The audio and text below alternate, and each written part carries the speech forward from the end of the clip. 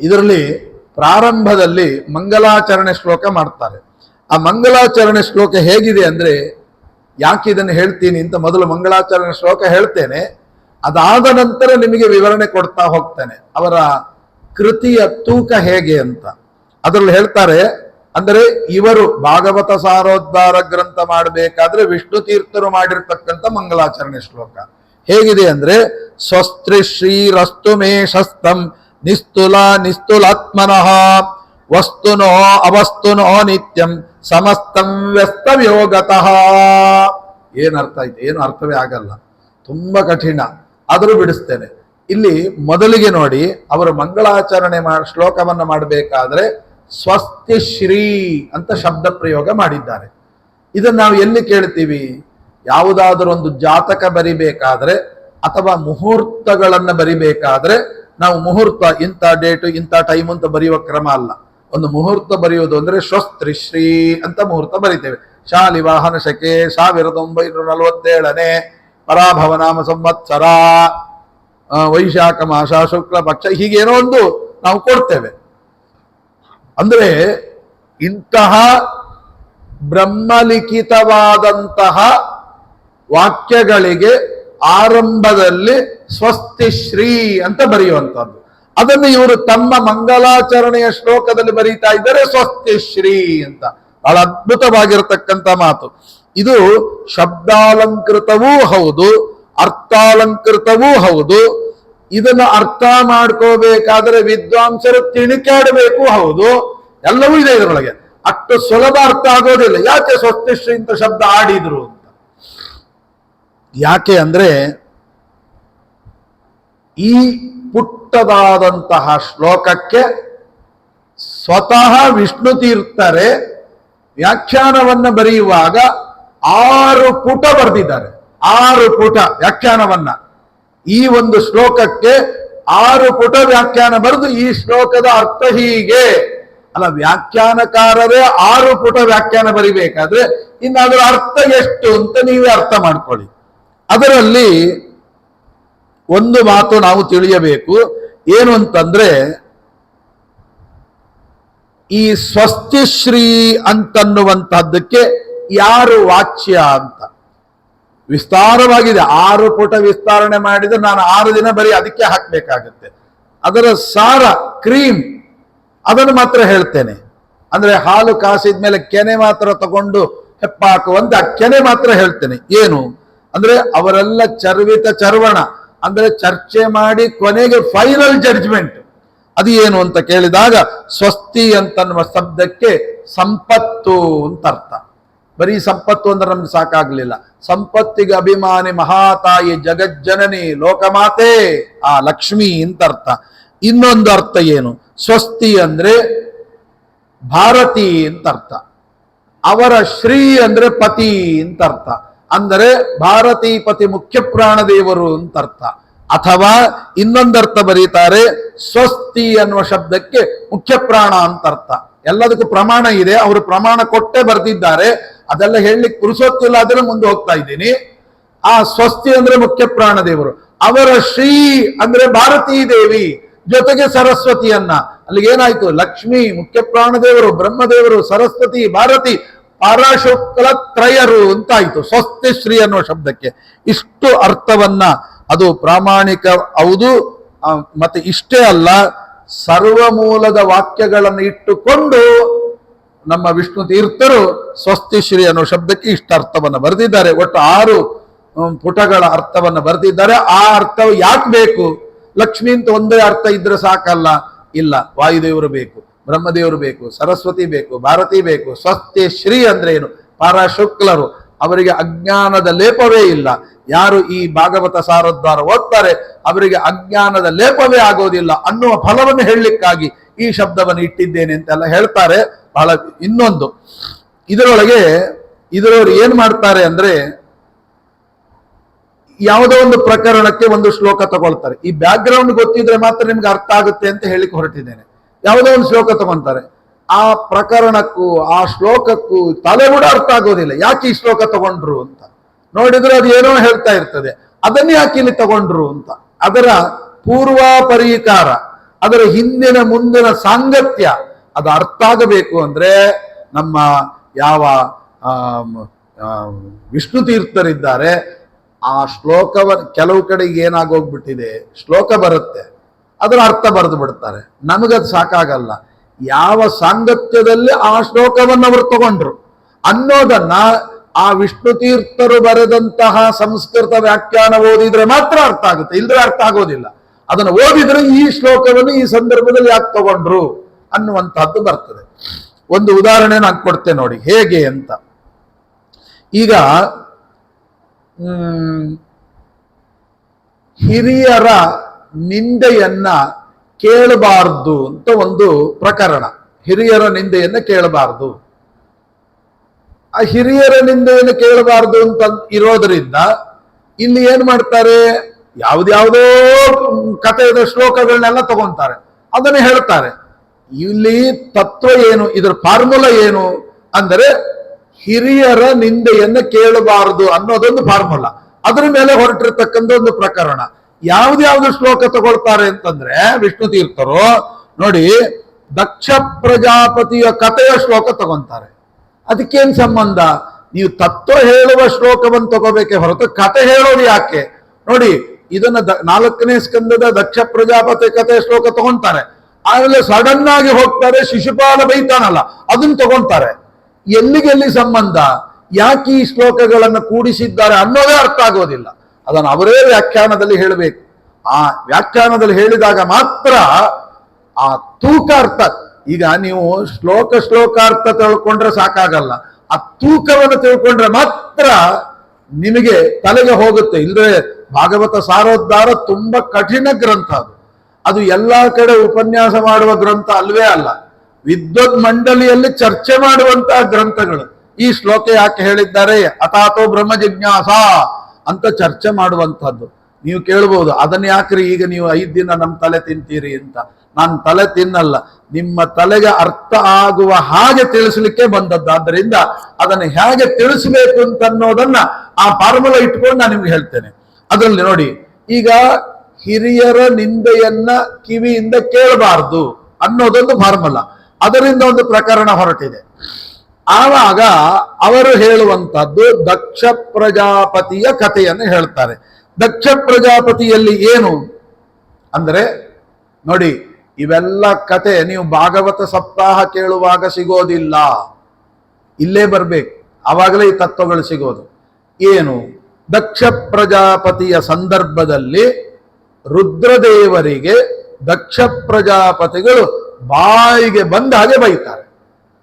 ಅದನ್ನ ದಾಕ್ಷಾಯಣಿ ಕೇಳ್ತಾಳೆ. ಯಾಕೆ ಇದನ್ನು ಹೇಳ್ತಾ ಇದ್ದೀನಿ, ಈ ಕಥೆಯ ವಿವರಣೆಯನ್ನು ನಿಮಗೆ ಬಿಡಿಸಿಕೊಡ್ತೀನಿ ಅಂದ್ರೆ, ನಾನು ಹಿಂದಕ್ಕೆ ಉತ್ತರ ಭಾರತದಲ್ಲಿ ಒಂದು ಪೇಪರ್ ಓದಿದೆ. ಆ ಪೇಪರ್ನಲ್ಲಿ ಹೇಗಿತ್ತು ಅಂತ ಕೇಳಿದ್ರೆ ನೋಡಿ, ತುಂಬ ವರ್ಷಗಳ ಹಿಂದೆ ಒಬ್ಬಳು ಆತ್ಮಹತ್ಯೆ ಮಾಡಿಕೊಂಡು, ಜೀವನದಲ್ಲಿ ಏನೋ ಸಮಸ್ಯೆ ಆಯಿತು, ಆತ್ಮಹತ್ಯೆ ಮಾಡಿಕೊಂಡು.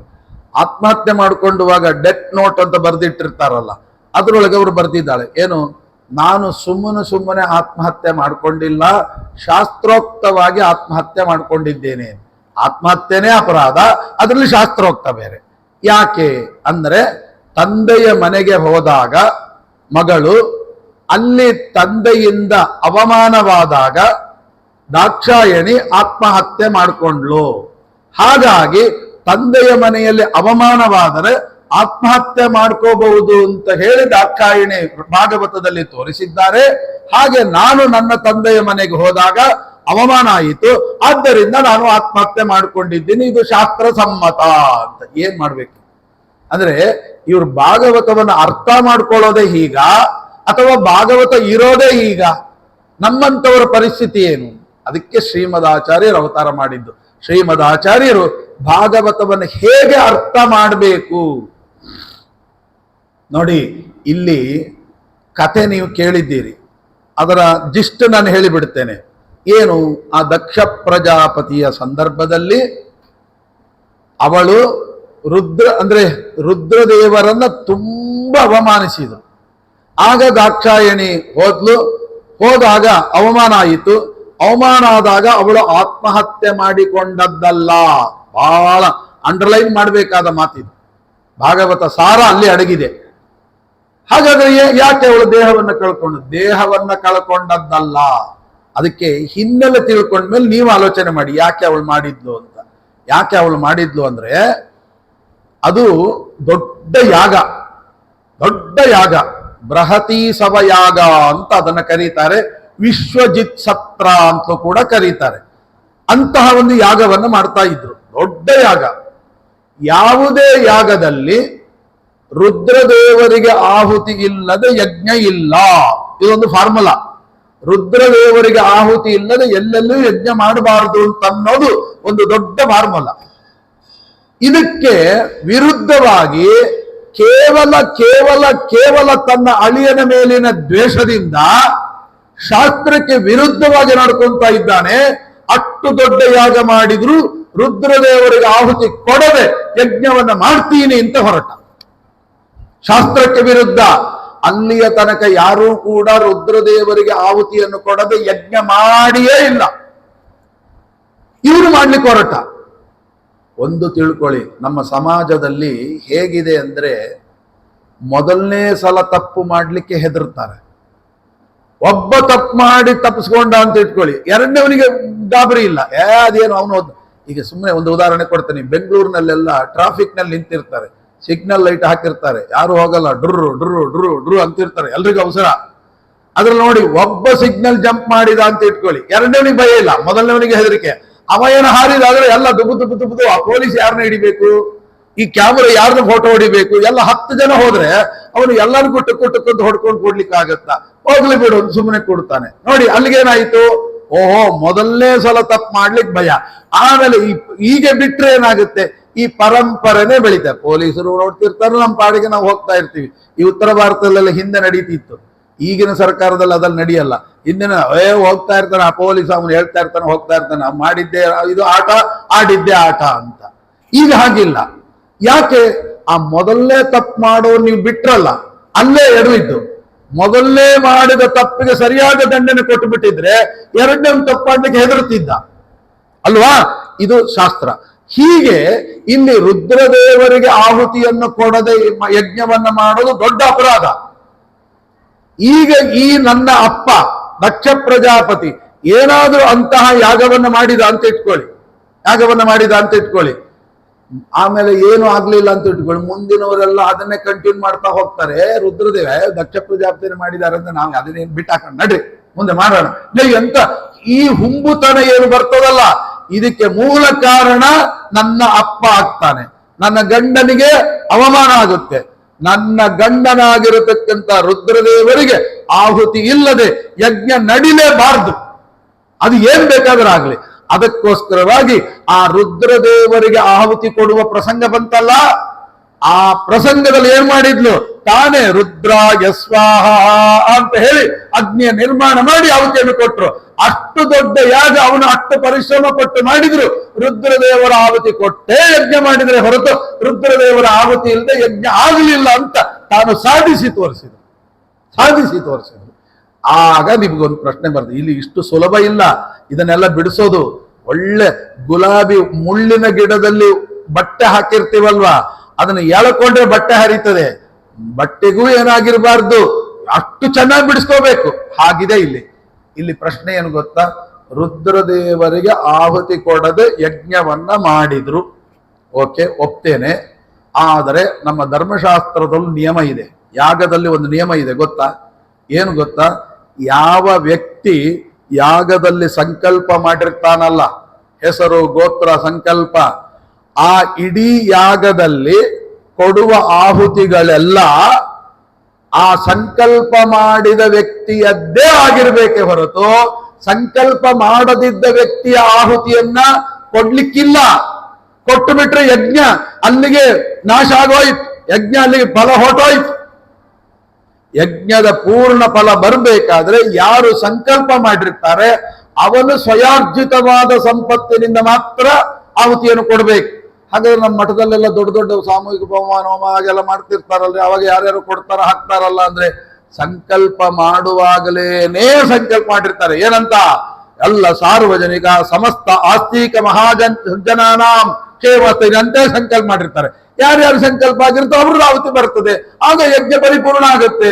ಇಲ್ಲಿ ಹಾಗಲ್ಲ, ಯಾರ್ದು ಸಂಕಲ್ಪ ಮಾಡಿದ್ದಾನೋ ಬಿಟ್ಟಿದ್ದಾನೋ, ತನ್ನ ಅಳಿಯಂದಂತೂ ಹೆಸರು ಸಂಕಲ್ಪ ಮಾಡೇ ಇಲ್ಲ. ಯಾಕೆ ಮಾಡಿಲ್ಲ ಅಂದ್ರೆ ದ್ವೇಷ, ಅದಕ್ಕಾಗಿ ಯಜ್ಞ ನಡೀತಾ ಇದೆ. ಹಾಗಾದರೆ ಇಲ್ಲಿ ಆ ದಕ್ಷ ಪ್ರಜಾಪತಿಗೆ ಸಂಬಂಧಪಟ್ಟ ಸೊತ್ತು ಮಾತ್ರ ಆಹುತಿಯನ್ನು ಕೊಡಬೇಕೇ ಹೊರತು ಸಂಕಲ್ಪದಲ್ಲಿ ಭಾಗಿಯಾಗದಿದ್ದವರ ಸೊತ್ತು ಉಪಯೋಗ ಇಲ್ಲ ತಾನೆ. ಹಾಗಾದ್ರೆ ಈ ದಾಕ್ಷಾಯಣಿ ಯಾರು? ರುದ್ರದೇವರ ಹೆಂಡತಿ ತಾನೆ. ಆ ರುದ್ರ ಅಂದ್ರೆ ಸಂಕಲ್ಪದಲ್ಲಿ ಹೆಸರನ್ನು ಸೇರಿಸದಿದ್ದ ವ್ಯಕ್ತಿಯ ಹೆಂಡತಿ ಇಲ್ಲಿ ಆಹುತಿ ಕೊಟ್ರೆ ಯಜ್ಞ ಅದು ಪರಿಪೂರ್ಣ ಆಗೋದೇ ಇಲ್ವಲ್ಲ. ಅದು ಹೆಂಗೆ ಪರಿಪೂರ್ಣ ಆಯಿತು ಅಂತ ಹೇಳ್ತೀರಿ ಅಂತ ಮತ್ತೆ ಆಕ್ಷೇಪ. ಮತ್ತೆ ಅದಕ್ಕೆ ಉತ್ತರ ಶಾಸ್ತ್ರ ಏನು? ಉತ್ತರ ಅಂದ್ರೆ ನೋಡಿ, ಜಗತ್ತಿನಲ್ಲಿ ಎಷ್ಟು ದಾನಗಳಿದೆಯೋ ಎಲ್ಲಾ ದಾನಗಳನ್ನು ಮಾಡಿದಾಗ ಕೊನೆಗೆ ತುಭ್ಯಮಹಂ ಸಂಪ್ರದದೆ ದತ್ತಂ ನ ಮಮ ಅಂತ ಹೇಳಬೇಕು. ಆಗ ದಾನ ಪೂರ್ತಿ ಆಯ್ತು. ಕೊಟ್ಟ ಮೇಲೆ ಇದ್ರಲ್ಲಿ ನನಗೆ ಅಧಿಕಾರ ಇಲ್ಲ. ಜಗತ್ತಿನಲ್ಲಿ ಎಷ್ಟು ದಾನಗಳಿದೆಯೋ ಎಲ್ಲ ಹೀಗೆ. ಒಂದೇ ಒಂದು ದಾನಕ್ಕೆ ತುಭ್ಯಮಹಂ ಸಂಪ್ರದದೆ ದತ್ತಂ ನಮಮ ಅಂತ ಹೇಳಲಿಕ್ಕಿಲ್ಲ. ಅಂತಹ ಒಂದೇ ಒಂದು ದಾನ, ಅದು ಕನ್ಯಾದಾನ. ಕನ್ಯಾದಾನ ಕೊಟ್ಟ ಮೇಲೆ ಇನ್ನೂ ನಮಗೆ ಅಧಿಕಾರ ಇರ್ತದೆ. ಪೂರ್ತಿ ಅಧಿಕಾರ ಬಿಟ್ಟು ಹೋಗದೆ ಇದ್ದ ಒಂದೇ ಒಂದು ದಾನ, ಅದು ಕನ್ಯಾದಾನ. ಅದಕ್ಕೆ ತುಭ್ಯಮಹಂ ಸಂಪ್ರದದೆ ದತ್ತಂ ಅಷ್ಟೇ ಹೇಳ್ತಾರೆ ಪುರೋಹಿತರು. ನಮಮ ಅಂತ ಹೇಳಬೇಡಿ ಅಂತ ಪ್ರತ್ಯೇಕವಾಗಿ ಹೇಳ್ತಾರೆ. ಯಾಕೆ? ಇನ್ನೂ ಇದರಲ್ಲಿ ನಿನಗೆ ಅಧಿಕಾರ ಇದೆ. ಹೌದಾ? ಇಷ್ಟನ್ನ ತಿಳ್ಕೊಂಡು ನೀವು ಬನ್ನಿ. ಇವಳು ಯಾಕೆ ದೇಹವನ್ನ ತ್ಯಾಗ ಮಾಡಿ ಆಹುತಿಯನ್ನು ಕೊಟ್ಲು?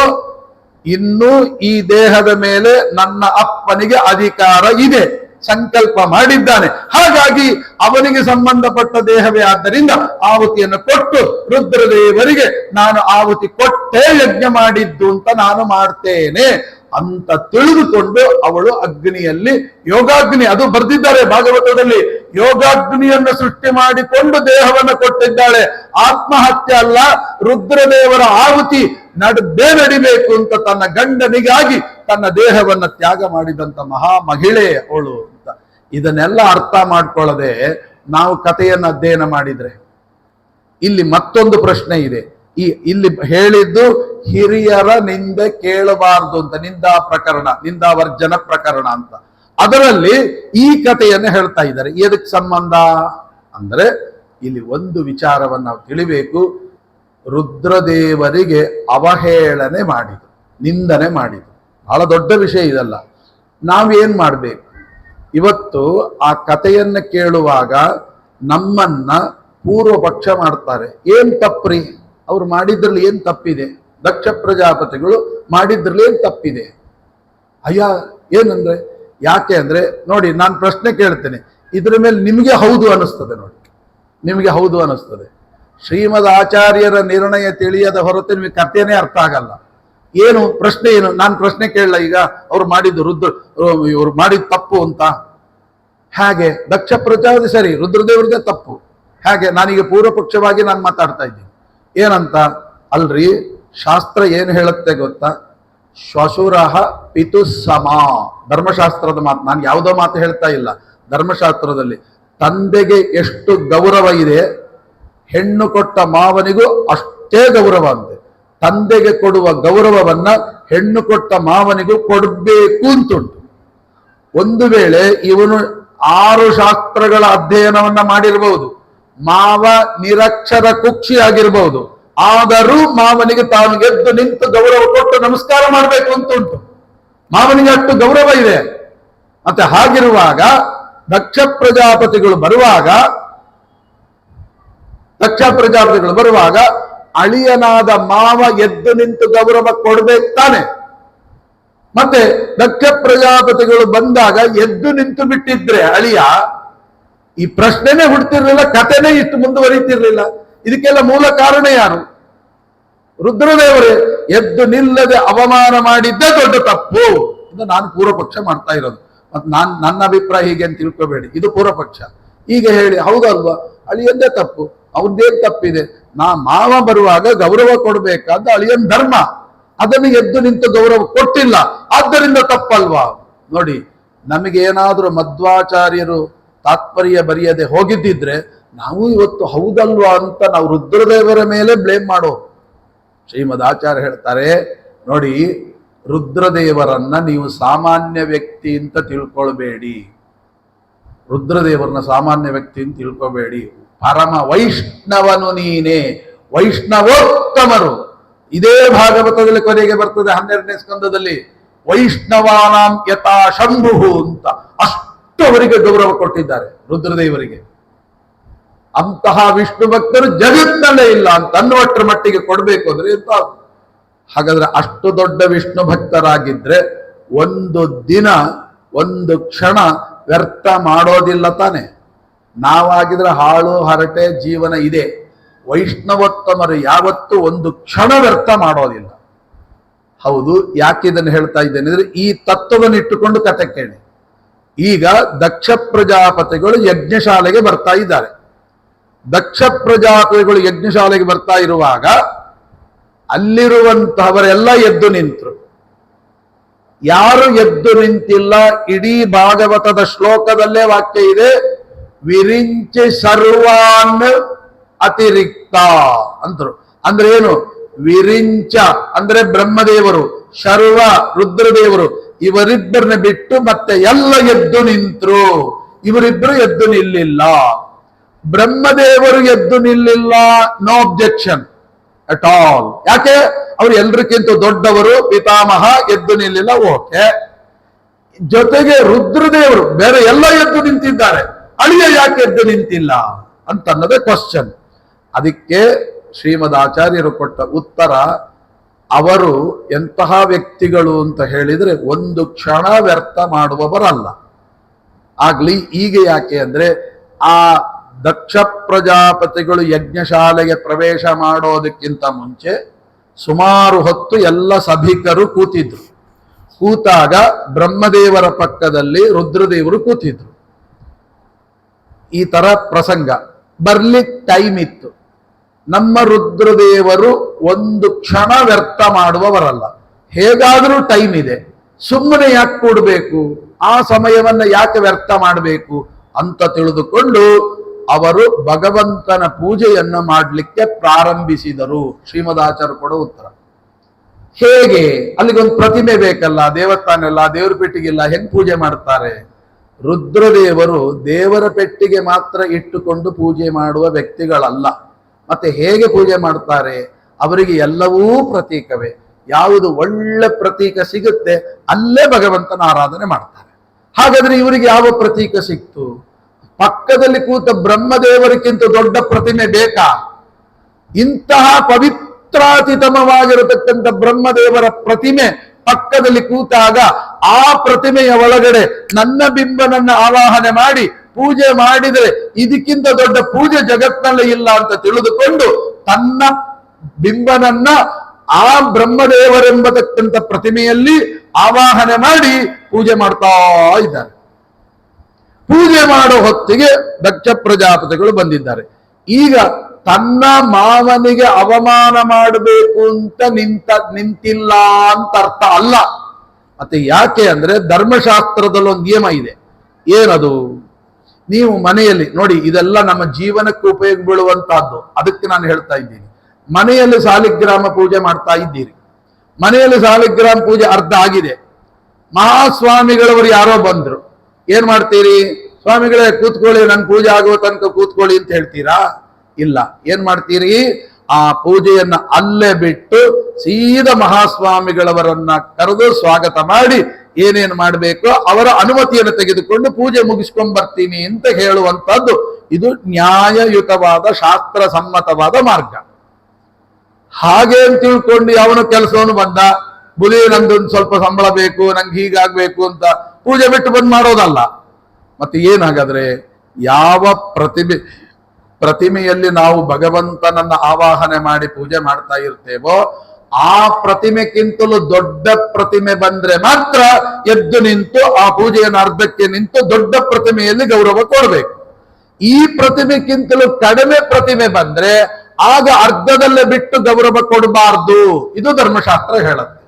ಹಾಗಾಗಿ ದೊಡ್ಡ ಛಲ ಪ್ರತಿಮೆಯಾದಂತಹ ಸ್ವಾಮಿಗಳವರು ಬಂದಾಗ ಎದ್ದು ನಿಂತು ಗೌರವ ಕೊಡ್ಬೇಕಾ ಸಮ್ಮತ. ಹಾಗೆ ಕಂಡವರು ಬಂದಾಗೆಲ್ಲ ಪೂಜೆ ಬಿಟ್ಟು ಮಾತಾಡ್ಬೇಕು ಅಂತ ಅರ್ಥ ಅಲ್ಲ. ಅದಾದ್ರೆ ಆ ಸಾಲಿಗ್ರಾಮಕ್ಕೆ ಅವಮಾನ ಮಾಡಿದ ಹಾಗೆ ಅಂತ ಈ ಧರ್ಮಶಾಸ್ತ್ರ ಇಟ್ಕೊಳ್ಳಿ. ಈಗ ನೋಡಿ, ಬ್ರಹ್ಮದೇವರೆಂಬ ಪ್ರತಿಮೆ, ತನ್ನ ಮಾವನೆ ಹೆಣ್ಣು ಕೊಟ್ಟ ಮಾವನೆಂಬ ಪ್ರತಿಮೆ, ಎರಡೂ ಅವರಿಗೆ ಶ್ರೇಷ್ಠವೇ. ಈ ಎರಡು ಪ್ರತಿಮೆಗಳಲ್ಲಿ ಯಾವ ಪ್ರತಿಮೆ ಶ್ರೇಷ್ಠ? ಬ್ರಹ್ಮದೇವರ ಪ್ರತಿಮೆ ಶ್ರೇಷ್ಠ. ಹಾಗಾದ್ರೆ ಬ್ರಹ್ಮ ಪ್ರತಿಮೆಯಲ್ಲಿ ಆವಾಹನೆ ಮಾಡಿ ಪೂಜೆ ಮಾಡ್ತಾ ಇರುವಾಗ ಮಧ್ಯದಲ್ಲಿ ದಕ್ಷ ಪ್ರಜಾಪತಿಗಳೆಂಬ ಪ್ರತಿಮೆ ಬಂದಾಗ ಎದ್ದು ನಿಂತು ಗೌರವ ಕೊಟ್ರೆ ಈ ಪ್ರತಿಮೆಗೆ ಗೌರವವೋ? ಅಲ್ಲ. ಮತ್ತೆ ಏನ್ ಮಾಡ್ಬೇಕು? ಈ ಪ್ರತಿಮೆಯಲ್ಲಿ ಆವಾಹನೆ ಮಾಡಿ ಪೂಜೆ ಮಾಡ್ತಾ ಇರುವಾಗ ಆ ಪೂಜೆಯನ್ನ ಕಂಪ್ಲೀಟ್ ಮಾಡಿ ಕೃಷ್ಣಾರ್ಪಣ ಮಸ್ತು ಅಂತ ಹೇಳಿಯೇ ಆ ನಂತರ ನಾವು ಮುಂದಿನ ಪ್ರತಿಮೆಯ ಪೂಜೆಗೆ ಹೋಗಬೇಕು. ಇದು ಶಾಸ್ತ್ರ ಸಮ್ಮತ. ಇಂಥ ಶಾಸ್ತ್ರವನ್ನು ಜಗತ್ತಿಗೆ ಬೋಧನೆ ಮಾಡತಕ್ಕಂಥ ಮಹರುದ್ರದೇವರು ಅವರೆಲ್ಲಿ ದಾರಿ ತಪ್ತಾರೆ? ಹಾಗಾದ್ರೆ ಯಾಕೆ ಎದ್ದು ನಿಲ್ಲಿಲ್ಲ? ಈ ಬ್ರಹ್ಮದೇವರೆಂಬ ಪ್ರತಿಮೆಗೆ ಅವಮಾನ ಆಗಬಾರದು ಅನ್ನೋ ಕಾರಣಕ್ಕೆ ಎದ್ದಿಲ್ಲ ಹೊರತು ಅದನ್ನ ಅವರು ಏನ್ ತಪ್ಪು ತಿಳ್ಕೊಂಡ್ಬಿಟ್ರು ದಕ್ಷ ಪ್ರಜಾಪತಿಗಳು, ನನಗೆ ಅವಮಾನ ಮಾಡ್ಲಿಕ್ಕೆ ಎದ್ದು ನಿಂತಿಲ್ಲ ಅಂತ.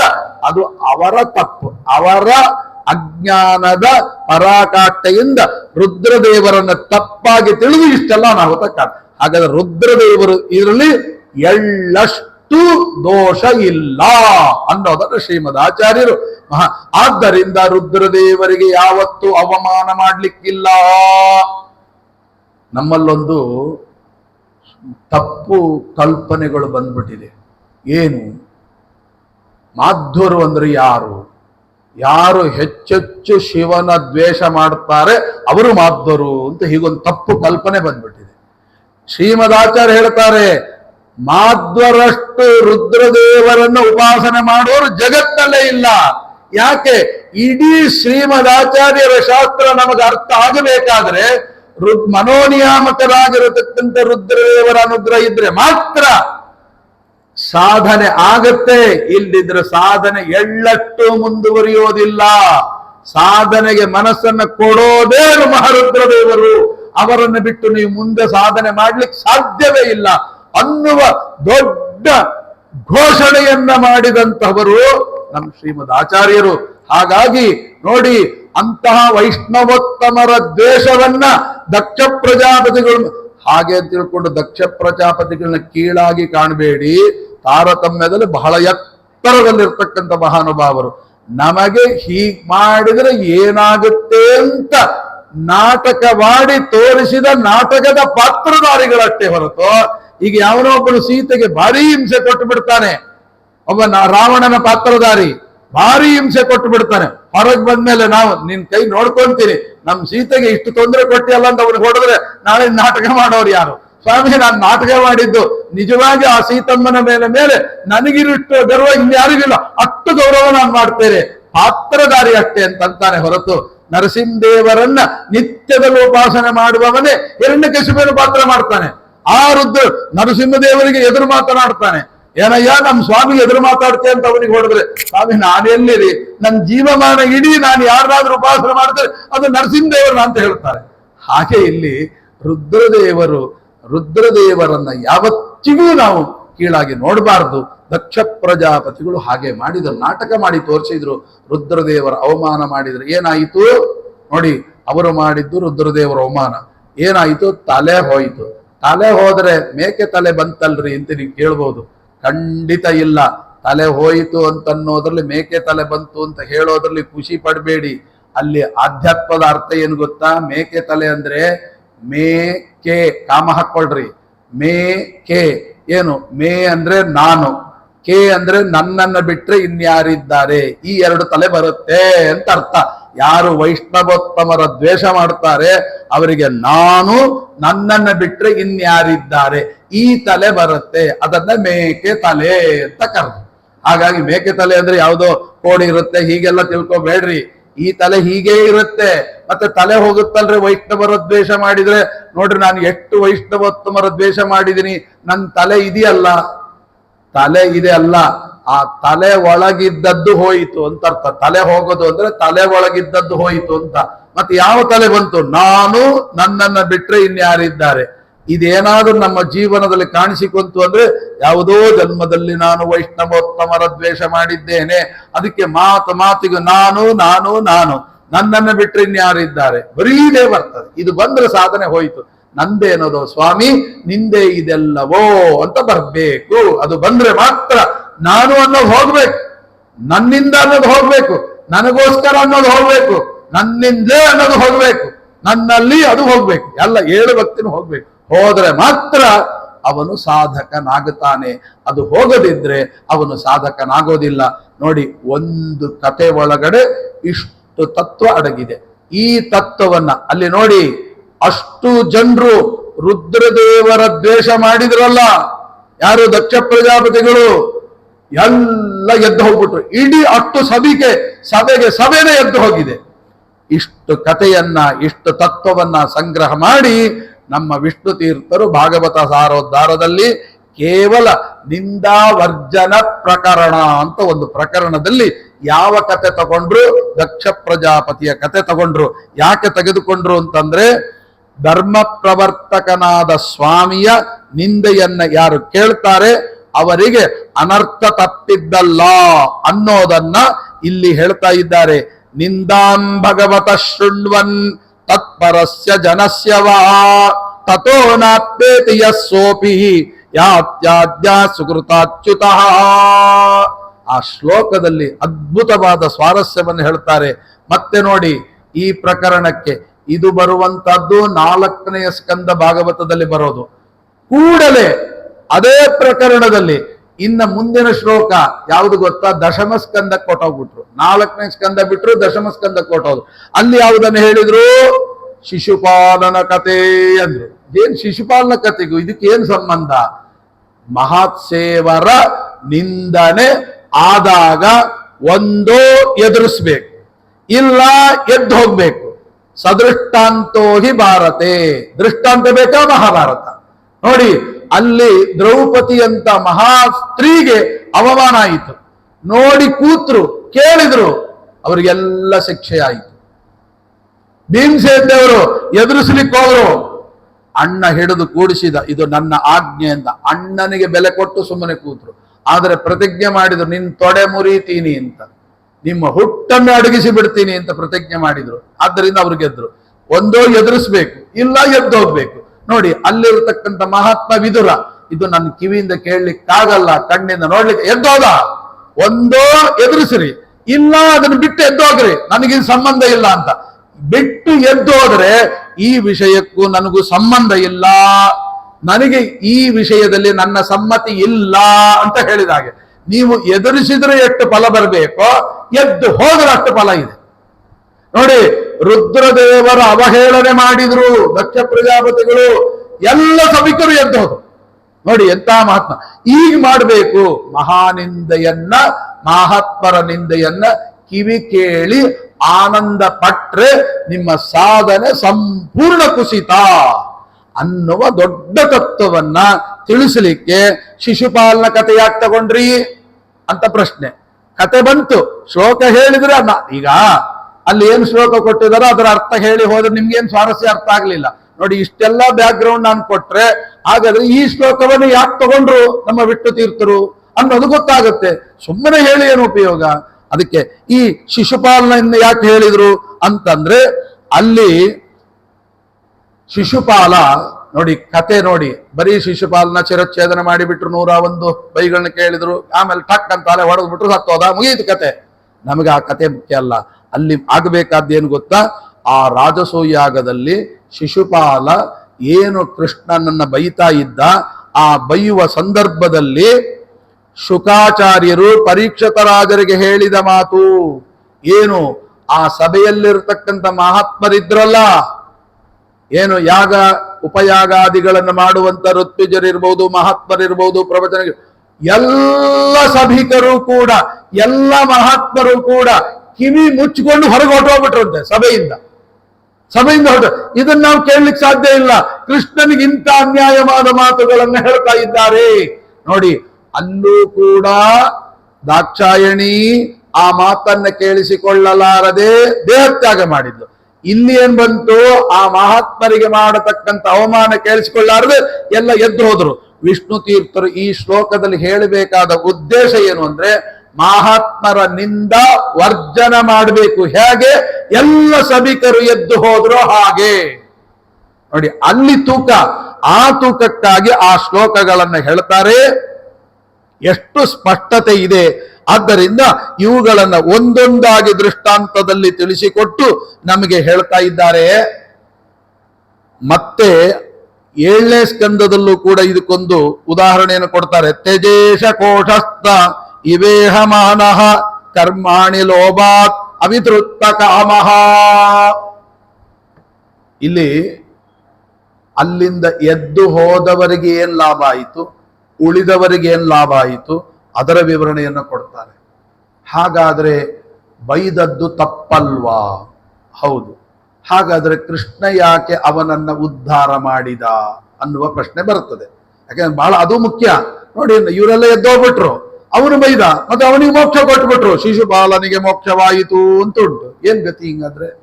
ಆಗ ಅಲ್ಲಿ ವಿವರಣೆ ಕೊಡ್ತಾರೆ ನೋಡಿ. ಶ್ರೀಮದ್ ಆಚಾರ್ಯರ ವಿವರಣೆಯನ್ನ ಒಂದು ಕ್ಷಣ ಬಿಟ್ಟರು ಕೂಡ ಕತೆ ಎಲ್ಲೆಲ್ಲೋ ಹೊಟ್ಟೋಗ್ಬಿಡ್ತದೆ. ಶ್ರೀಮದಾಚಾರ್ಯ ನಿರ್ಣಯವನ್ನು ಒಂದು ಕ್ಷಣ ಬಿಡೋ ಹಾಗಿಲ್ಲ. ಈಗ ಕಣ್ಣಿಲ್ದೆ ಇದ್ದವನು ರಾತ್ರಿ ನಡ್ಕೊಂಡು ಹೋಗ್ತಾ ಇರ್ತಾನೆ, ಒಬ್ಬ ದೊಣ್ಣೆ ಕೈಲಿ ಕೊಡ್ತಾನೆ, ಈ ದೊಣ್ಣೆ ಹಿಡ್ಕೊಂಡು ನನ್ನ ಜೊತೆಗೆ ಬನ್ನಿ, ನಾನು ನಡ್ಕೊಂಡು ಹೋಗ್ತೀನಿ. ಆ ದೊಣ್ಣೆ ಬಿಟ್ರೆ ಒಂದು ಕ್ಷಣ ಆ ಕಡೆ ಎಲ್ಲ ಹೊಟ್ಟೋಗ್ಬಿಡ್ತೋ ಗೊತ್ತಾಗಲ್ಲ. ದೊಣ್ಣೆ ಕರೆಕ್ಟ್ ಆಗಿದ್ರೆ ಅವ್ನು ಎಲ್ಲಿ ಕರ್ಕೊಂಡು ಹೋಗ್ತಾನೆ, ಅಲ್ಲಿ ಹಿಂಗ್ ಬನ್ರಿ ಹಂಗ್ ಬನ್ರಿ. ಹಾಗೆ ಶ್ರೀಮದಾಚಾರ್ಯ ನಮಗೆ ಎಷ್ಟು ಅದ್ಭುತವಾಗಿ ಕರ್ಕೊಂಡು ಹೋಗ್ತಾರೆ ಅಂದ್ರೆ ನೋಡಿ. ಇಲ್ಲಿ ಪ್ರಶ್ನೆ ಏನು, ಇವನು ಯಾರು? ಹಿರಣ್ಯಕಶ್ಯಪು ಅಲ್ರಿ. ಶಿಶುಪಾಲನಿಗೆ ಮೋಕ್ಷ ಆಯಿತು ಅಂತ ಒಂದು ಕಡೆ ಹೇಳ್ತಾರೆ. ಅದು ಹೆಂಗ್ರಿ ಮೋಕ್ಷ ಆಯಿತು? ಅಷ್ಟು ಬೈದ ಬೈದ ಬೈದ ಬೈದ ಬೈದ ದೇವರನ್ನ ದ್ವೇಷ ಮಾಡಿದ್ರೆ ಮೋಕ್ಷ ಆಗತ್ತಾ? ಇದನ್ನೇ ಎಷ್ಟೋ ವ್ಯಾಖ್ಯಾನಕಾರರು ನಾನು ಹೇಳ್ತಾ ಇದ್ದೀನಿ. ಭಾಗವತಕ್ಕೆ ಶ್ರೀಧರಿಯ ವ್ಯಾಖ್ಯಾನ ಅಂತ ಮೊದಲನೇ ವ್ಯಾಖ್ಯಾನ ಭಾಗವತಕ್ಕೆ, ಅದ್ರಲ್ಲಿ ಬರೆದಿದ್ದಾರೆ ಸ್ಪಷ್ಟವಾಗಿ ತೆಗೆದು ನೋಡಿ. ಏನಂತ ಬರೆದಿದ್ದಾರೆ? ಪರಮಾತ್ಮನನ್ನ ದ್ವೇಷ ಮಾಡಿ ಆದ್ರೂ ಅವನ ಸ್ಮರಣೆ ಮಾಡಬೇಕು, ಅದರಿಂದ ಮೋಕ್ಷ ಆಗುತ್ತೆ ಬರೆದಿದ್ದಾನೆ. ಏನ್ ಸಾಯ್ಬೇಕು ಹೀಗೆ ಆದ್ರೆ? ಶ್ರೀಮದಾಚಾರ್ಯ ಹೇಳ್ತಾರೆ, ನರಕ. ದೇವರನ್ನ ಒಂದು ಕನಸು ಮನಸ್ಸಿನಲ್ಲಿ ದ್ವೇಷ ಮಾಡೋದು ಬಿಡ್ರಿ. ಆ ದ್ವೇಷ ಮಾಡೋದನ್ನ ಕಿವಿಯಿಂದ ಕೇಳಿದ್ರು ನರಕ ಅಂದ್ಮೇಲೆ ದ್ವೇಷ ಮಾಡಿದ್ರು ನರಕ ಇರ್ತದ? ಅಂಧನ್ ತಮಸ್ಸು. ಮತ್ತೆ ಅದನ್ನ ನೀವು ಹೇಗೆ ಹೇಳ್ತೀರಿ? ಶಿಶುಪಾಲನಿಗೆ ಮೋಕ್ಷ ಆಯಿತು ಅಂತ ಹೇಳಿದ್ರಲ್ಲ. ಆವಾಗ ಅಲ್ಲಿ ಬರೀತಾರೆ, ಏನಂತ ಬರೀತಾರೆ? ಬಹಳ ದೊಡ್ಡ ವಿಷಯ ಇದೆಲ್ಲ, ಅಷ್ಟು ಸುಲಭ ಅರ್ಥ ಆಗೋದಿಲ್ಲ. ಭಗವದ್ಗೀತೆಯ ಒಂದು ಶ್ಲೋಕವನ್ನು ಇಟ್ಟುಕೊಂಡ್ರೆ ಅರ್ಥ ಆಗುತ್ತೆ ಅಂತ. ಭಗವದ್ಗೀತೆಯಲ್ಲಿ ಏನು ಹೇಳ್ತಾರೆ? ಯಂ ಸ್ಮರನ್ ಭಾವಂ ಅಂತ್ಯ ತ್ಯಜಂತಿ ಅಂತೆ ಕಲೇವರಂ.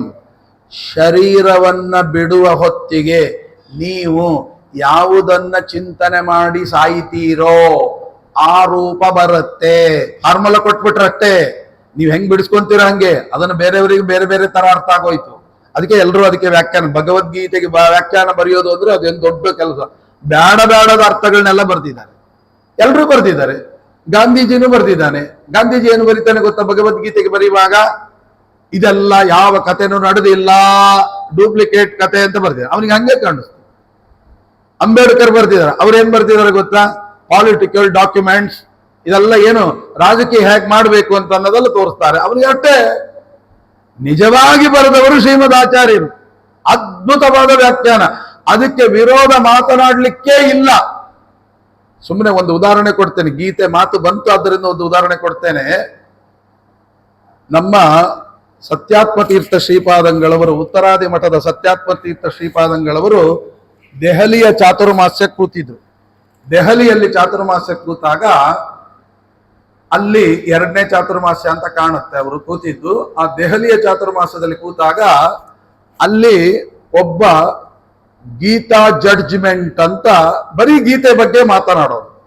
ಅವ 1 ಗಂಟೆ ಮಾತಾಡಿದ್ರೆ 60,000 ರೂಪಾಯಿ ಅವನಿಗೆ. ಗೀತೆ ಬಗ್ಗೆ ಮಾತಾಡ್ತಾನೆ, 60,000 ರೂಪಾಯಿ ಅವನಿಗೆ. ಆದರೆ ಅವನಿಗೆ 6 ತಿಂಗಳು 1 ವರ್ಷ ಮುಂಚೆ ಬುಕ್ ಆಗೋಗಿರುತ್ತೆ. ಅಷ್ಟು ಸುಲಭ ಸಿಗಲ್ಲ ಅವನು. ಅವನನ್ನ ನಮ್ಮ ಚಾತುರ್ಮಾಸದಲ್ಲಿ ಕರೆಸಬೇಕು ಅಂತ, ಎಷ್ಟೇ ಆಗ್ಲಿ ಕರೆಸಬೇಕು ಅಂತ ಹೇಳಿ ಸ್ವಾಮಿಗಳವರು ಕರೆಸಿದ್ರು. ಕರೆಸಿದ್ಮೇಲೆ ಆ ಸಭೆಯಲ್ಲಿ ಒಂದಿನ ಫಿಕ್ಸ್ ಆಗಿತ್ತು. ಎಲ್ಲರೂ ಬಂದ್ರು, 1000 ಜನ. ಅವನು ಬಂದ್ರು ಅಂದ್ರೆ 1000. ಗೀತೆ ಮೇಲೆ ಅಷ್ಟು ಹುಚ್ಚು. ಅಷ್ಟು 1000 ಜನ ಬಂದ್ರು, ಮಾತನಾಡ್ಬೇಕು. ಆಗ ಗೀತೆಯ ಮಾತು ಪ್ರಾರಂಭ ಆಗ್ಬೇಕು. 1 ಗಂಟೆ ಕೊಟ್ಟಿದ್ರು. 10 ನಿಮಿಷ ಮುಂಚೆ ಅವನು ಕೂಡಿಸಿದ್ರು. ಆಗ ಹೇಳಿದ್ರು, ನೀವು ಮಾತನಾಡೋದಕ್ಕಿಂತ ಮುಂಚೆ ಗೀತೆಯ ಬಗ್ಗೆ ನನಗ್ ಗೊತ್ತಿದ್ದ 2 ಮಾತು ನಾನು ಮಾತಾಡ್ತೇನೆ, ಆಮೇಲೆ ನಿಮ್ಮ ಉಪನ್ಯಾಸ 1 hour ಅಂತ ಅಂದ್ರು. ಸರಿ ಅಂದ್ರು. ಆಮೇಲೆ ಸ್ವಾಮಿಗಳವರು ಮಾತನಾಡಿದ್ರು ನೋಡಿ, ಒಂದೊಂದು ಪಾಯಿಂಟ್ ಇಟ್ಕೊಂಡು ಮಾತಾಡಿದ್ರು. 10 ನಿಮಿಷ ಆದ್ಮೇಲೆ ಅವನ ಉಪನ್ಯಾಸ ಶುರುವಾಯಿತು. ಆಗ ಅವನ ಉಪನ್ಯಾಸದ ಪ್ರಾರಂಭದಲ್ಲಿ ಹೇಳಿದ ಮಾತೇನು ಗೊತ್ತಾ?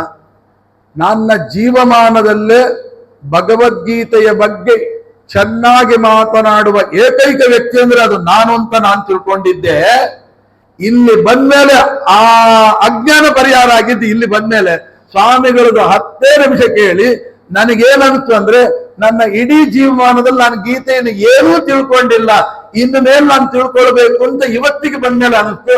ಈ ವಿಷಯಗಳೇ ನನ್ಗೆ ಗೊತ್ತಿಲ್ಲ, ನಾನು ಮಾಡದ ಉಪನ್ಯಾಸ ಇಲ್ಲ, ಅಷ್ಟು ಉಪನ್ಯಾಸ ಗೀತೆಯ ಬಗ್ಗೆ ನನಗೆ ಇವತ್ತು ಪ್ರಪಂಚದಲ್ಲಿ ಗೌರವ ಇದೆ. ದೇಶ ವಿದೇಶಗಳಲ್ಲಿ ಕರೆಸ್ತಾರೆ. ಇಷ್ಟಿಷ್ಟು ಸಂಭಾವನೆ ಇಟ್ಟರು ಕೂಡ ನನಗೆ ಹೋಗ್ಲಿಕ್ಕಾಗಲ್ಲ ಅಂತ ಇಷ್ಟು ಸಂಭಾವನೆ ಇಡ್ತೇನೆ, ಆದ್ರೂ ಅದನ್ನು ಕೊಟ್ಟು ಕರೆಸ್ತಾರೆ.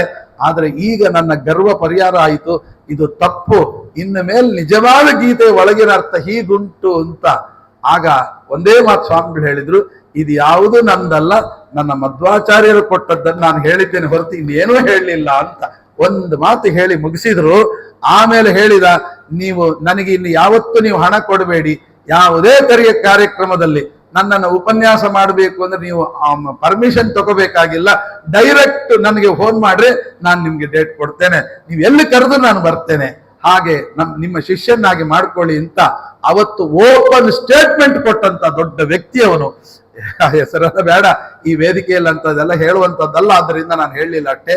ಅಂತೂ ಮಹಾಸ್ವಾಮಿ ಅಷ್ಟು ಭಗವದ್ಗೀತೆಯ ತೂಕ ಅದನ್ನು ಅರ್ಥ ಮಾಡಿಕೊಳ್ಳುವವರಿಗೆ ಮಾತ್ರ ಸಾಧ್ಯ.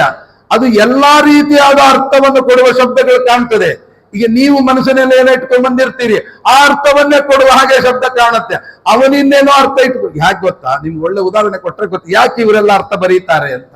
ಒಂದು ಬಿಳಿಯ ಸ್ಫಟಿಕ ಮಣಿ ಇದೆ, ಇಲ್ಲಿ ಕೆಂಪು ಲೈಟ್ ಹಾಕ್ರಿ, ಆ ಸ್ಫಟಿಕ ಮಣಿ ಕೆಂಪಾಗಿ ಕಾಣುತ್ತೆ. ನೀಲಿ ಲೈಟ್ ಹಾಕಿ, ಈ ಸ್ಫಟಿಕ ಮಣಿ ನೀಲಿ ಅದು ಯಾವುದೂ ಅಲ್ಲ, ಅದು ಬೆಳ್ಳಗಿದೆ. ಅದು ಬೆಳ್ಳಗಿದೆ ಅಂತ ತಿಳ್ಕೊಂಡವರು ಶ್ರೀಮದಾಚಾರ್ಯ ಒಬ್ರೆ.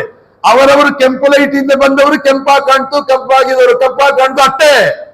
ಇದು ನಾವು ಅರ್ಥ ಮಾಡಿಕೊಳ್ಳಬೇಕಾದ್ದು. ಭಾಗವತಕ್ಕೂ ಹಾಗೆ ಶ್ರೀಮದಾಚಾರ್ಯರು ಕೊಟ್ಟಂತ ಅದ್ಭುತವಾದ ಉತ್ತರ. ಪ್ರಾಣ ಬಿಡುವಾಗ ಗೀತೆಯ ಮಾತು ನೋಡಿ, ಆವಾಗ ನಮ್ಮ ಭಾಗವತ ಅರ್ಥ ಆಗುತ್ತೆ. ಪ್ರಾಣ ಬಿಡುವಾಗ ಏನು ಯೋಚನೆ ಮಾಡಿರ್ತಾನೋ ಆ ಜನ್ಮ ಬರುತ್ತೆ, ಅದನ್ನ ಇಟ್ಕೊಳ್ರಿ. ಈಗ ನೋಡಿ, ಹಿರಣ್ಯಕಶ್ಯಪು ಹಿರಣ್ಯಾಕ್ಷರಾಗಿ ಹುಟ್ಟಿದ್ರು. ಅವರು ಯಾಕೆ ರಾವಣ ಕುಂಭಕರ್ಣರಾಗಿ ಹುಟ್ಟಿದ್ರು? ಯಾರು ಶಾಪ ಕೊಟ್ರ? ಯಾರಿಲ್ಲ. ಸನಕಾದಿಗಳು ಶಾಪ ಕೊಟ್ಟದ್ದು, ಈ ಕ್ಷಣದಲ್ಲಿ ನೀವು ಆಸುರೀಂ ಯೋನಿಮಾಪ್ಸತ, ಈ ಜನ್ಮ ಬರ್ಲಿ. ಮುಂದೆ ಅವರು ಯಾಕಾಗ ರಾವಣ ಕುಂಭಕರ್ಣರಾಗಿ ಹುಟ್ಟಿದ್ರು, ರಾಕ್ಷಸರಾಗಿ ಹುಟ್ಟಿದ್ರು? ಯಾಕೆ ಅಂದ್ರೆ ಕಾರಣ ಕೊಡ್ತಾರೆ ಶ್ರೀಮದಾಚಾರ್ಯರು. ಈ ಹಿರಣ್ಯಕಶ್ಯಪು ಹಿರಣ್ಯಾಕ್ಷರನ ಕೊಲ್ಲಿಕ್ಕೆ ಭಗವಂತ ವರಾಹ ಹಾಗೂ ನರಸಿಂಹ ರೂಪವನ್ನ ತಾಳಿ ಬಂದ. ಅವನು ಕೊಲ್ತಾ ಇರುವಾಗ ಆ ಹಿರಣ್ಯಕಶ್ಯಪು ಹಿರಣ್ಯಾಕ್ಷರು, ಇದು ಯಾವುದೋ ರಾಕ್ಷಸ ನಮ್ಮನ್ನ ಕೊಲ್ತಾ ಇದೆಯಲ್ಲ ಅಂತ ದೇವರನ್ನ ರಾಕ್ಷಸ ಅಂತ ಉಪಾಸನೆ ಮಾಡಿ ಸತ್ತದ್ದರಿಂದ ಅವರಿಗೆ ರಾಕ್ಷಸ ಜನ್ಮ ಬಂತು ಅಂತ. ಆಗ ನೀವು ಕೇಳಬಹುದು, ಆ ಜನ್ಮದಲ್ಲಿ ಯಾಕೆ ಶಿಶುಪಾಲ ದಂತವಕ್ತರಾಗಿ ಹುಟ್ಟುವ ದೌರ್ಭಾಗ್ಯ ಬಂತು ರಾವಣ ಕುಂಭಕರ್ಣರಿಗೆ? ಅವನನ್ನ ಕೊಲ್ಲಿಕ್ಕೆ ಬಂದಿರತಕ್ಕಂತ ರಾಮಚಂದ್ರ ದೇವರನ್ನ ಇವನೊಬ್ಬನು ಸಾಮಾನ್ಯ ಮನುಷ್ಯ ನಮ್ಮನ್ನು ಕೊಲ್ತಾ ಇದೆ ಅಂತ ಉಪಾಸನೆ ಮಾಡಿ ಸತ್ತರಂತೆ ರಾವಣ ಕುಂಭಕರ್ಣರಾಗಿ. ಹಾಗಾಗಿ ಸಾಮಾನ್ಯ ಮನುಷ್ಯರಾಗಿ ಶಿಶುಪಾಲ ದಂತವಕ್ತರಾಗಿ ಹುಟ್ಟಿದ್ರು. ಅಲ್ರಿ, ಆಗ್ಲೂ ಕೂಡ ಬೈದೇ ಸತ್ನಲ್ಲ ಶಿಶುಪಾಲ. 101 ಬೈಗಳನ್ನ ಬೈದ ಮೇಲೆ ಕೊಂದಲ್ಲ. ಆಮೇಲೆ ಸದ್ಗತಿ ಯಾಕಾಯ್ತು ಆ ಕಾಲದಲ್ಲಿ, ಆ 3 ಜನ್ಮದಲ್ಲಿ? ಅಂದರೆ ಅದೇ ಉತ್ತರ. ಹೇಗೆ ಬೈದದ್ದೌದು, ಎಲ್ರು ಎದ್ದೋದು ಹೌದು. ಮತ್ತೆ ಇಲ್ಲಿ ಭಾಗವತದಲ್ಲಿ ಹೇಳ್ತಾರೆ, ಅಂತ ಶಿಶುಪಾಲನಿಗೆ ಸದ್ಗತಿ ಆಯಿತು. ಅದೇಗೆ? ಶಿಶುಪಾಲನಿಗೆ ಸದ್ಗತಿ ಆದದ್ದಲ್ಲ, ಬೈದದ್ದೌದು. ಬೈದಾಗ ಸದ್ಗತಿ ಯಾಕಾಯಿತು ಅಂತಂದ್ರೆ, ಅವನು ಬೈದ 101 ಬೈದ. ಆಮೇಲೆ ಪರಮಾತ್ಮನಿಗೆ ಸಿಟ್ಟು ಬಂತು, ಸುದರ್ಶನ ಚಕ್ರ ಬಿಟ್ಟ ಕೂಡ್ಲೆ ಏನಾಯ್ತು? ಆ ಸುದರ್ಶನ ಚಕ್ರ, ಆ ಶ್ರೀಕೃಷ್ಣನಿಂದ ಬಿಡಲ್ಪಟ್ಟ ಸುದರ್ಶನ ಚಕ್ರ ಬಂದು ಬೈವ ತನಕ ಬೈದ, ಹತ್ರ ಬಂತು ಬೈದ, ಅದು ಬಂದು ಕುತ್ತಿಗೆಗೆ ಸ್ಪರ್ಶ ಆಯ್ತು ನೋಡಿ. ಆಗ ಬೈದದ್ದೆಲ್ಲ ಮರ್ತು ಹೋಗಿ ಭಗವಂತನನ್ನು ಅಖಿಲಾಂಡ ಕೋಟಿ ಬ್ರಹ್ಮಾಂಡ ನಾಯಕ ಅಂತ ಉಪಾಸನೆ ಮಾಡಿ ಪ್ರಾಣ ಬಿಟ್ಟ. ಇದು ಶ್ರೀಮದಾಚಾರ್ಯರು. ಯಾಕೆ ಅಂತ ಪ್ರಶ್ನೆ. ಅಲ್ಲ, ದಿನನಿತ್ಯದಲ್ಲಿ ನಾವು ಸುದರ್ಶನ ಚಕ್ರ ಹಚ್ಕೊಳ್ತೇವಲ್ವ, ಅದಕ್ಕೆ ಸುಮ್ಮನೆ ಹಚ್ಕೊಳ್ಳೋದಲ್ಲಲ್ಲ, ಮಂತ್ರ ಹೇಳಬೇಕಲ್ವ. ಏನಂತ ಮಂತ್ರ ಹೇಳ್ತೀರಿ? ಸುದರ್ಶನ ಮಹಾಜ್ವಾಲ ಕೋಟಿ ಸೂರ್ಯ ಸಮಪ್ರಭ ಅಜ್ಞಾನಂದಸ್ಯ ಮೇ ನಿತ್ಯಂ ವಿಷ್ಣೋರ್ಮಾರ್ಗಂ ಪ್ರದರ್ಶಯ. ನಿನ್ನ ಬಗ್ಗೆ ಏನು ಅಜ್ಞಾನ ಇದೆ, ಅಜ್ಞಾನಂದಸ್ಯ ಮೇ ನಿತ್ಯ, ಅದನ್ನು ಸರಿಸು. ವಿಷ್ಣೋರ್ ಮಾರ್ಗಂ, ನಿನ್ನ ಕಡೆಗೆ ಬರುವ ಮಾರ್ಗವನ್ನ ತೋರಿಸು ಅಂತ. ಆ ಸುದರ್ಶನ ಚಕ್ರವನ್ನ ನಿತ್ಯದಲ್ಲಿ ಹಚ್ಚಿಕೊಳ್ಳುವಾಗ ಈ ಶಬ್ದವನ್ನ ಹೇಳಿ, ಈ ಮಂತ್ರವನ್ನು ಹೇಳಿ ಹಚ್ಚಿಕೊಂಡವನಿಗೇನೆ ಪರಮಾತ್ಮನ ವಿರೋಧ ಮಾತುಗಳನ್ನು ಸರಿಸಿ ಒಳ್ಳೆಯ ಭಗವಂತನ ಕಡೆಗೆ ಹೋಗುವ ಮಾರ್ಗ ಸಿಗ್ತದೆ ಅಂತ ಹೇಳಿದರೆ, ಹಾಗಾದರೆ ನಮ್ಮಂಥವರ ಗತಿ ಏನು? ನಮಗೆ ಸಿಗದೆ ಇರ್ತದ ಹೇಳಿ? ಆದ್ದರಿಂದ ಇಂತಹ ಅದ್ಭುತವಾದಂತಹ ಸುದರ್ಶನ ಚಕ್ರದ ಸ್ಪರ್ಶದಿಂದ ಆ ಬೈದದ್ದೆಲ್ಲ ಹೋಗಿ ಸದ್ಗತಿಯಾಯಿತು ಎಂಬತಕ್ಕಂಥ ಅದ್ಭುತವಾದ ತತ್ವವನ್ನ ನಮಗೆ ತಿಳಿಸುವಂತಹದ್ದು ಶ್ರೀಮದಾಚಾರ್ಯರು ಕೊಡುವ ನಿರ್ಣಯ. ಆದ್ದರಿಂದ ಅವನೊಳಗಿರತಕ್ಕಂಥ ಜಯ ವಿಜಯರಿಗೆ ಸದ್ಗತಿ ಆಯಿತು ಅಂತ ಶ್ರೀಮದಾಚಾರ್ಯ ಇಷ್ಟೆಲ್ಲ ಸಿದ್ಧಾಂತವನ್ನ ಕ್ರೋಢೀಕರಿಸಿ ಆ ಶ್ಲೋಕವನ್ನ ಮಹನ್ನಿಂದಾವರ್ಜನ ಪ್ರಕರಣದಲ್ಲಿ ಈ ಮಾತನ್ನ ಹೇಳಿದ್ದಾರೆ ಅಂತ ನಾವು ಚಿಂತನೆ ಮಾಡಿಬಿಟ್ರೆ ಇವತ್ತಿನ ಭಾಗವತ ಸಾರೋದ್ಧಾರ ಸಾರ್ಥಕ ಆಗುತ್ತೆ. ಹಾಗಾದ್ರೆ ಮುಂದೆ ಏನು ಹೇಳಿದ್ರು ಎಂಬತಕ್ಕಂಥದ್ದನ್ನ ನಾಳೆ ಸೇರಿದಾಗ ತಿಳ್ಕೊಳ್ಳೋಣ ಅಂತ ಹೇಳ್ತಾ, ಶ್ರೀಕೃಷ್ಣಾರ್ಪಣಮಸ್ತು. ಅಕ್ಷಯಂ ಕರ್ಮ ಯಸ್ಮಿನ್ ಪರೇ ಸ್ವರ್ಪಿತಂ ಪ್ರಕ್ಷಯಂ ಯಾಂತಿ ದುಃಖಾನಿ ಯನ್ನಾಮತಃ ಅಕ್ಷರೋ ಯೋಜರ ಸರ್ವದೈವಾಮೃತಃ ಕುಕ್ಷಿಗಂ ಯಸ್ಯ ವಿಶ್ವಂ ಸದಾ ಜಾದಿಕಂ ಪ್ರೀಣಯಾಮೋ ವಾಸುದೇವಂ ದೇವತಾ ಮಂಡಲ ಅಖಂಡ ಮಂಡಲಂ. ಶ್ರೀಕೃಷ್ಣಾರ್ಪಣಮಸ್ತು.